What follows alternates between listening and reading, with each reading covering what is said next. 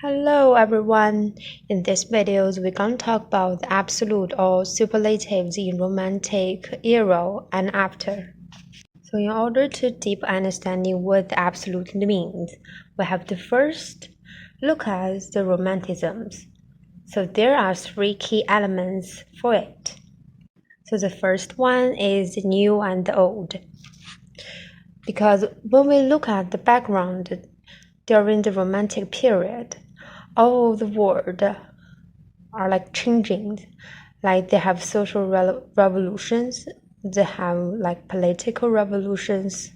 Not only the old giving the way to the new also giving the way to the newer. And the next one is individualisms.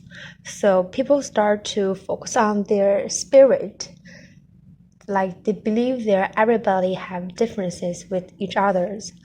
Like the writers also give their own chapters like unbelievable experience. The next one is more easy to understand compared with this first and the second is nature.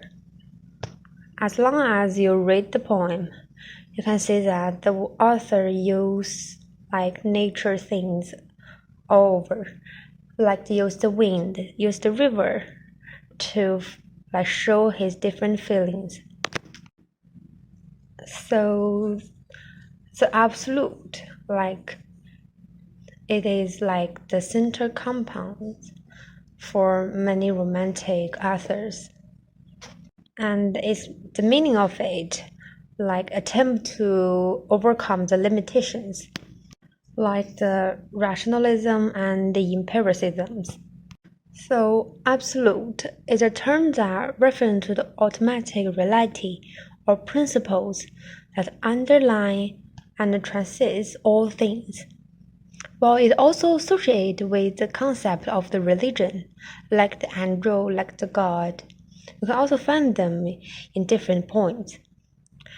But it also can mean the sense of the nature, the human spirit, or creativity, like we also called imagination.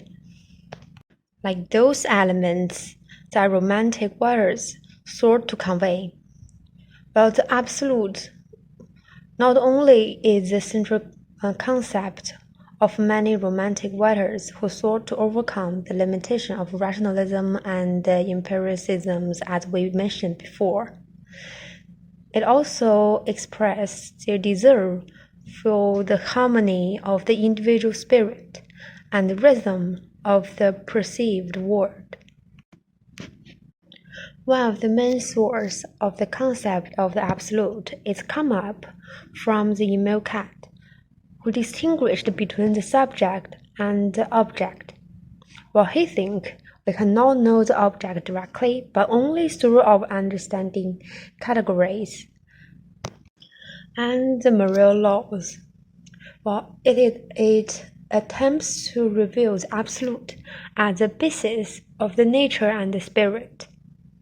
People influenced by romanticisms use very different of the method, such as art, like melodies, music, and dialectics to show how the absolute manifested itself in different forms and stages of development.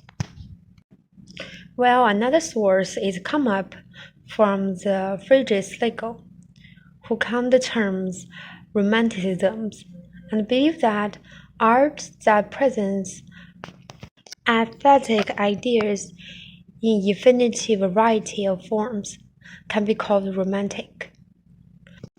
According to Schlegel, absolute is not a fixed or static entity, but a dramatic, creative process that can be experienced in different ways by different individuals and cultures. In addition, he believes that people's imagination is extraordinary and meaningful and should be encouraged. For the absolute is not a separate or transcendent reality, but is a part of our own beings and imaginations. After all, in the heart of the romantic waters, the world is a beautiful art that's constantly changing.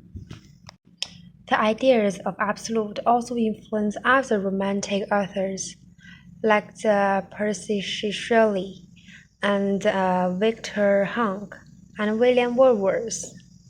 They use all forms of literature, art, music, and symbolisms to express their sense of the mystery and wonderful of the absolute.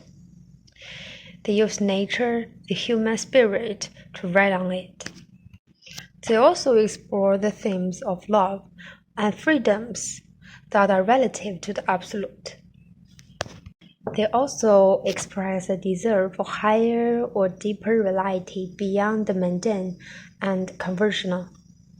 While the idea of absolute went on to influence the later author and movement, such as existentialism and idealisms. But however, some critics argue that there is no single or automatic reality or principle that explain everything, while others argue that there are multiple or relative perspectives or interpretations that depend on the context, culture, or language. Still others question our ability to assess or to communicate anything beyond our own experience or understanding. That's it. Thank you for listening.